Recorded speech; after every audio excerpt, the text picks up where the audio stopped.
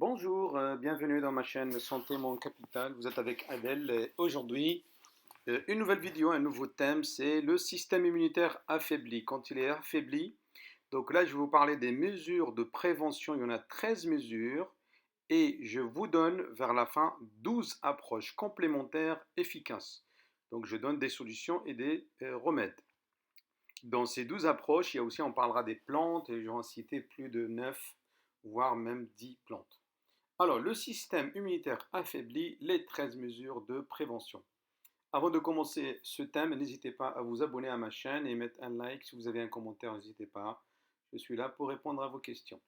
Voici les habitudes de vie qui, d'après les connaissances actuelles, fournissent les meilleures chances de conserver un système immunitaire magnifique. Première mesure est une alimentation saine et équilibrée. La malnutrition majeure avec des déficits en calories et protéines est la principale cause de déficit immunitaire. Elle se rencontre essentiellement là où il y a la pauvreté ou la famine sont présentes. Dans les pays riches industrialisés, la carence en micronutriments est de plus en plus courante. La popularité de la malbouffe explique en partie ce phénomène. Cette forme de malnutrition résulte d'un manque de vitamines et de minéraux. Des études sur des animaux ont montré qu'une déficience en un seul des micronutriments suivants nuit aux fonctions immunitaires. Alors, ces micronutriments, le zinc, le sélénium, le fer, le cuivre, le calcium, l'acide folique, les vitamines A, B6, C, E. Il est important de veiller à consommer des portions suffisantes de fruits et de légumes, de protéines et de bons gras chaque jour. Pour stimuler les défenses immunitaires, il semble que certains légumes soient plus efficaces que d'autres. Ce serait le cas des champignons, notamment des shiitake ou les pleurotes, l'ail, l'oignon, les échalotes. Aussi, à privilégier les propriétés antimicrobiennes. Le deuxième point est de l'activité physique modérée. Il faut bouger, il faut faire une activité, il ne faut pas rester stable, immobile. On connaît les multiples bienfaits de l'activité physique pratiquée régulièrement. Il faut être constant, même s'il y en a peu, mais l'essentiel d'être constant. Une meilleure forme cardiovasculaire, un bon maintien de la masse musculaire, la normalisation de la tension artérielle, le contrôle du poids et la réduction des plusieurs facteurs de risque associés aux maladies chroniques. En plus de favoriser une bonne santé globale, il se peut que l'exercice ait aussi un effet direct sur l'immunité. En améliorant la circulation sanguine, l'exercice permettrait aux diverses substances du système immunitaire de circuler plus facilement dans le corps. Cette bonne circulation est indispensable pour prévenir l'infection d'une plaie, par exemple. De plus, on a observé que certaines composantes immunitaires sont stimulées par l'activité physique. Chez les personnes âgées, quelques études indiquent que l'exercice physique pratiqué régulièrement aide à prévenir le déclin des fonctions immunitaires. Mieux vaut toutefois y aller modérément, car le surentraînement causerait des infections des voies respiratoires supérieures comme le rhume et la grippe. Le troisième point est la gestion du stress. Sans aucun doute, le stress est un effet néfaste sur la santé. S'il est présent de façon constante ou prolongée, chronique. En effet, les chercheurs qui s'intéressent au lien entre le stress et l'immunité ne s'attardent pas au stress ponctuel à court terme, mais plutôt au stress fréquent et constant. Par exemple, concilier les exigences du travail à la vie de famille ou prendre soin d'un proche malade. Le stress entraîne la libération d'hormones du stress comme le cortisol et de l'adrénaline. Ces hormones sont très utiles à court terme, mais nuisibles si elles sont produites de façon prolongée. On doit faire attention. Elles nuisent alors directement aux défenses immunitaires en inhibant la production de cytokines. Quelques études ont démontré que les personnes qui s'occupent d'un proche atteint de maladie d'Alzheimer ont un taux élevé de cortisol et produisent moins d'anticorps en réponse au vaccin contre la grippe. Les chercheurs ont remarqué que l'effet de ce stress sur l'immunité était inversement proportionnel au soutien de l'entourage dont bénéficiaient les dents. Pour abaisser le niveau de stress, il est suggéré de cerner ces situations à l'origine des tensions et de chercher des moyens de mieux les affronter.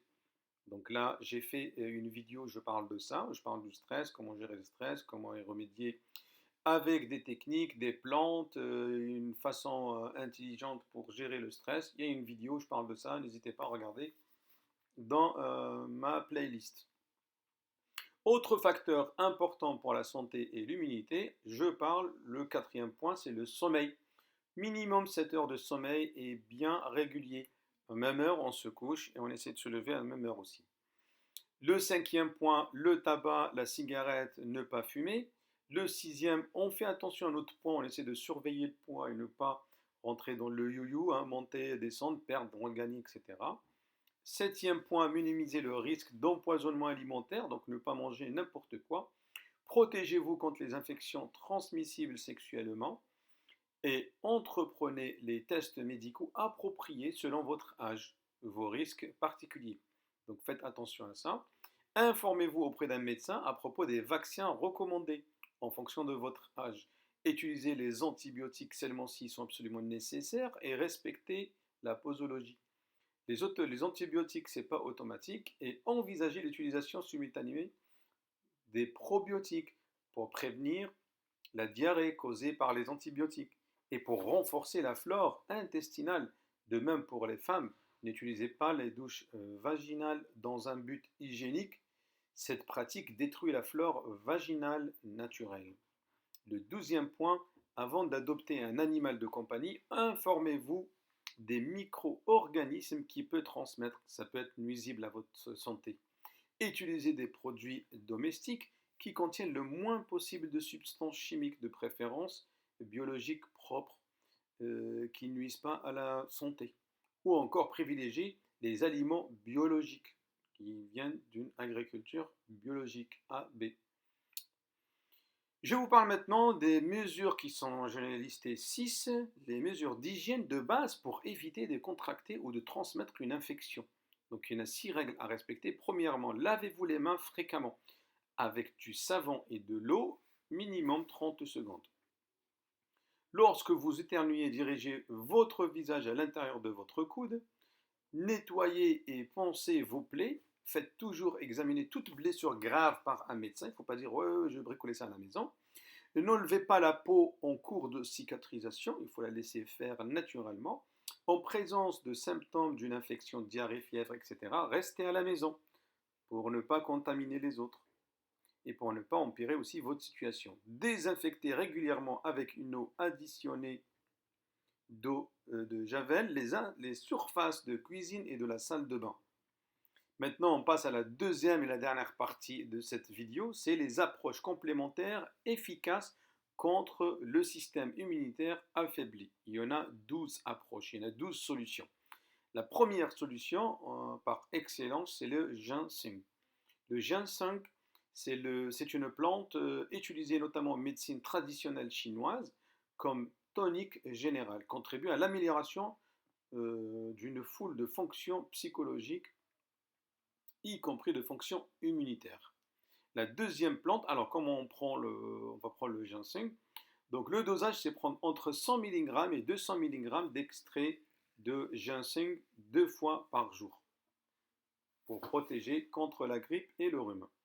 La deuxième solution, c'est l'échinacée. L'échinacée est surtout utile pour réduire légèrement la durée d'un rhume ou atténuer les symptômes. Et le dosage est le suivant. Alors, si c'est infusion, infusez 10 minutes 1 g de racines ou de parties aériennes séchées dans une tasse d'eau bouillante. Boire de 1 à 6 tasses par jour, bien espacées de 2 heures. Décoction, faire bouillir pendant 5 à 10 minutes 1 g de racines d'échinacée dans une tasse d'eau. Prendre jusqu'à 3 tasses par jour. Si vous prenez des capsules, alors pour les capsules, ne reformant que de la poudre de racine ou de partie aérienne, on recommande de prendre l'équivalent de 1 gramme jusqu'à 3 par jour, bien espacé matin, midi et soir. Extrait solide normalisé, la concentration de ces produits offerts sous forme de capsules ou de comprimés varie d'un produit à l'autre. Prendre l'équivalent de 1 gramme 3 fois par jour. Si c'est s'agit des teintures, donc 1 sur 5, prendre de 3 ml à 4 ml 3 fois par jour et garder en bouche quelques secondes avant d'avaler. Et pour les jus frais ou stabilisés, partie aérienne, prendre 1,5 ml à 3 ml 3 fois par jour. Attention, donc ce soin avec l'échinacée, il ne faut pas que ça dure plus de 8 semaines consécutives. Il faut bien s'arrêter, ça ne sert à rien de le faire toute l'année. Sinon, on passera à l'autre extrême. La troisième solution, c'est les probiotiques. Les probiotiques, c'est des bactéries bénéfiques pour le corps, font partie de la composition des flores intestinales et vaginales. Il semble que certains probiotiques puissent aider le système immunitaire des enfants à se développer et celui des personnes âgées à mieux fonctionner. La quatrième solution, c'est le Qigong.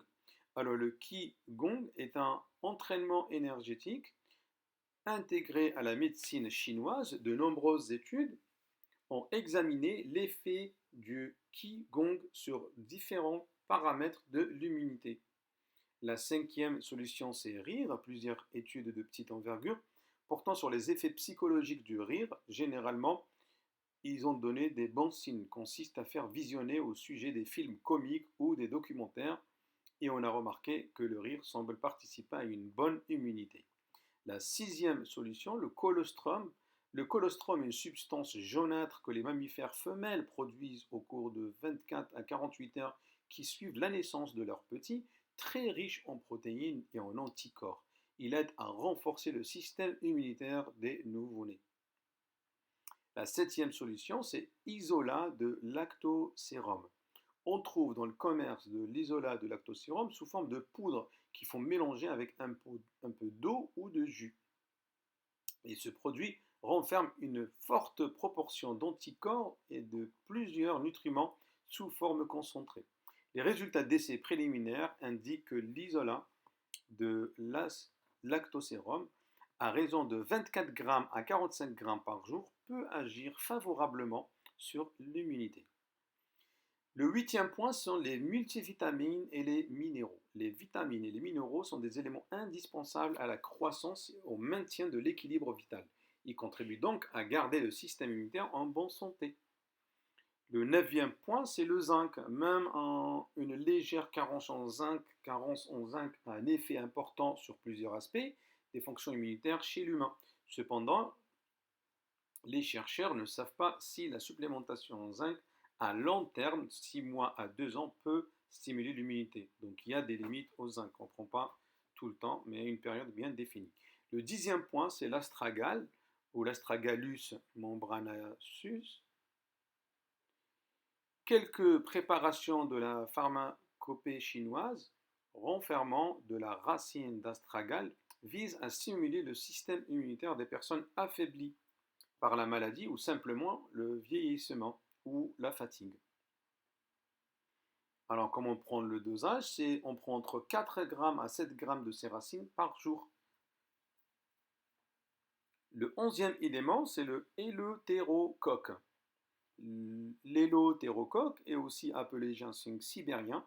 Cette plante adaptogène a l'action tonique sur l'ensemble de l'organisme, exercer possiblement des effets immunodulateurs et une activité antivirale à large spectre, telle que le révèlent des études préliminaires faites chez l'humain. Le dosage, 2 g à 4 g de ces racines séchées dans 150 ml d'eau bouillante. Boire 1 à 2 tasses, pas plus par jour. À la fin, on finit avec les plantes et je vous ai listé 7 plantes. La première, c'est bois de velours. La deuxième plante intéressante, c'est la cordyceps. La troisième, épimède. La quatrième, c'est maca. La cinquième, c'est maitake. La sixième, c'est reishi. Et la dernière, c'est la shiitake. Voilà, avec ça, je finis ma vidéo. Je vous remercie de l'avoir écouté, suivi jusqu'à la fin. Je vous souhaite une excellente journée. Je vous dis à la prochaine. Au revoir.